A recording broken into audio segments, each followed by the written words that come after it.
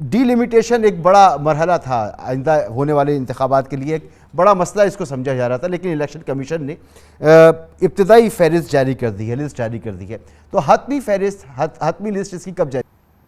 देखिए, हतमी जो हल्का बंदियों के हवाले से फहरिस्त है, इलेक्शन कमीशन ऑफ पाकिस्तान अगस्त के दूसरे हफ्ते में जारी कर देगा, और जिसके बाद आम इंतखाबात जो आइंदा होने वाले हैं उनकी राह हमवार हो जाएगी। आज इलेक्शन कमीशन ऑफ पाकिस्तान की जानिब से इब्तदाई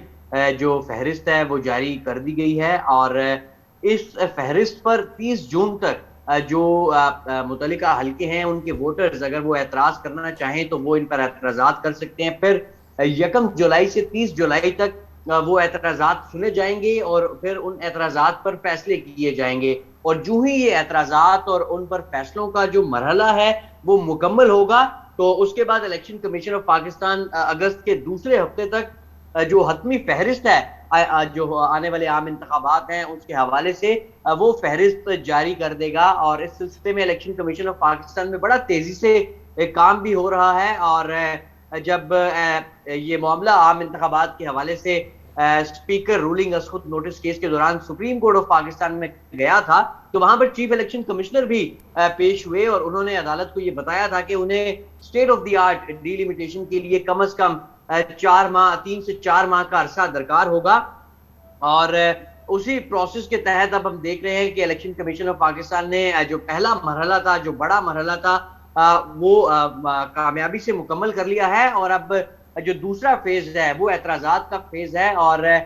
फिर उन एतराज़ात पर फैसलों का मरहला है। तो अब इलेक्शन कमीशन ऑफ पाकिस्तान जो है वो इस फेज की तरफ जाएगा, और आम इंतखाबात की जो तैयारियां हैं वो इलेक्शन कमीशन ऑफ पाकिस्तान में उनमें मजीद तेजी भी आने वाले दिनों में देखने को मिलेगी, क्योंकि ये एक बहुत बड़ी एक्सरसाइज है। जो इनिशियल फहरिस्त जारी की गई है उसमें फाटा मर्जर की वजह से जो कबायली अजला थे साबका, वहां पर से 6 जो नशिस्तें हैं कौमी असेंबली की वो कम हुई हैं, और अब कौमी असेंबली की जो जनरल नशिस्तें हैं पहले 272 होती थी और अब उनकी तादाद कम होकर 266 रह गई है। और ये जो असर है ये खैबर पख्तूनख्वा की जो कौमी असेंबली की नशिस्तें उस पर पड़ेगा। पंजाब से पहले भी कौमी असेंबली की 141 नशिस्तें थी, अभी भी 141 है। इसी तरह सिंध की जो है वो 61 नशिस्तें थी, अभी भी 61 हैं, और बलूचिस्तान में एक 16 नशिस्तें हैं कुल कौमी असेंबली की। और इन हल्का बंदियों के मुताबिक जो इब्तदाई हल्का बंदियों की फहरिस्त इलेक्शन कमीशन ऑफ पाकिस्तान की तरफ से जारी की गई है उसमें वो अभी भी 16 है। अगली मरदमशुमारी जो होनी है उसके लिए इदारा शुमारियात ने इलेक्शन कमीशन को ख़त भी लिख दिया है, और अगस्त से वो भी शुरू होनी है। तो जाहिर सी बात है ये जो हल्का बंदियाँ हैं ये 2017 के सेंसस के मुताबिक की गई हैं। जी बिल्कुल, देखें ये भी एक बड़ा अहम मामला है, क्योंकि जो आइन के मुताबिक इलेक्शन कमीशन ऑफ पाकिस्तान को जो इंतखाबात हैं, आम इंतखाबात हैं, वो जो फ्रेश सेंसस है, जो ताज़ा मरदमशुमारी है उसके मुताबिक हल्का बंदियां करना होती हैं। और ये अब एक अहम मामला होगा, अगर नया सेंसस होगा तो फिर हल्का बंदियां भी दोबारा से करनी पड़ेंगी, और ये एक बड़ा अहम मरहला है। ताहम हमने देखा गुज़िश्ता आम इंतखाबात में भी रिलैक्सेशन दी गई, पार्लियामेंट से उसकी मंजूरी ली गई थी, लेकिन वो एक दफ़ा के लिए थी, और अब जब भी इलेक्शन होगा तो वो एक फ्रेश सेंसस के तहत हल्का बंदियां होना उसके लिए लाजमी है। तो ये एक बड़ा अहम मामला है, और इसकी तरफ भी इलेक्शन कमीशन ऑफ पाकिस्तान की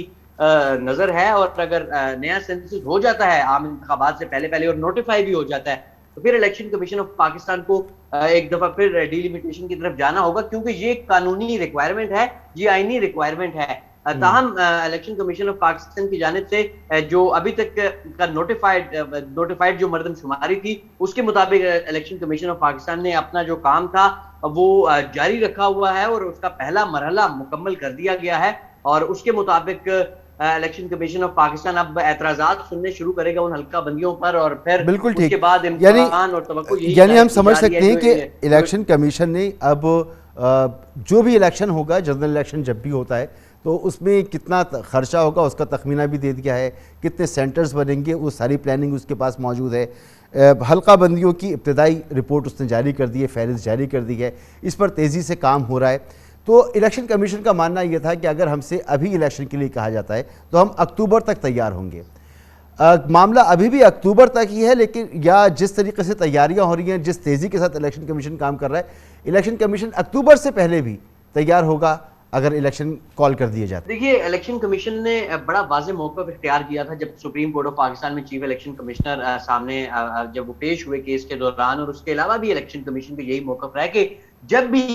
इलेक्शन कमीशन को कहा जाएगा कि आप इलेक्शंस करवाएं, तो इलेक्शन कमीशन इलेक्शन करवाने के लिए तैयार है। ताहम ये कोर्ट के सामने मामला रखा गया था कि ये आईनी और कानूनी रिक्वायरमेंट है।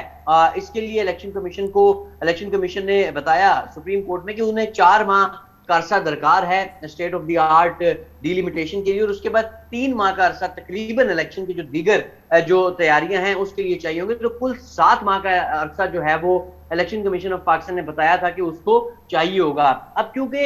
1.5 माह का अरसा गुजर चुका है और इलेक्शन कमीशन ऑफ पाकिस्तान अगर उसी अपना जो एक टाइम लाइन उस पर बताई गई थी उसके मुताबिक चलता है, तो फिर अब तकरीबन अभी भी इलेक्शन कमीशन ऑफ पाकिस्तान को 5 माह का मजीद वक्त चाहिए। एक तो पहले अगस्त तक डिलिमिटेशन का प्रोसेस बिल्कुल अपने तकमील तक पहुंचेगा, और उसके बाद जो दीगर तैयारियां हैं इलेक्शन की, इलेक्शन मटेरियल से लेके तमाम जो पोलिंग स्टेशन का मामलात हैं, जो दीगर ट्रेनिंग है स्टाफ की, ये एक बहुत बड़ी एक्सरसाइज है। तो इलेक्शन कमीशन ऑफ पाकिस्तान जो है वो उसे तकरीबन अभी भी अगर वो अपने इसी जो एक गिवन टाइम लाइन है उसके मुताबिक चलता रहता है, तो फिर उसको अभी भी 5 माह मजीद चाहिए होंगे इलेक्शंस करवाने के लिए। लेकिन एक चीज बड़ी वाज़ेह तौर पर कही गई थी चीफ इलेक्शन कमिश्नर की जानिब से कि इलेक्शन कमीशन को अगर कहा जा रहा है कि आप इलेक्शन करवाएं, तो इलेक्शन कमीशन को जब कहा जाएगा इलेक्शन कमीशन ऑफ पाकिस्तान उस वक्त करवा देगा।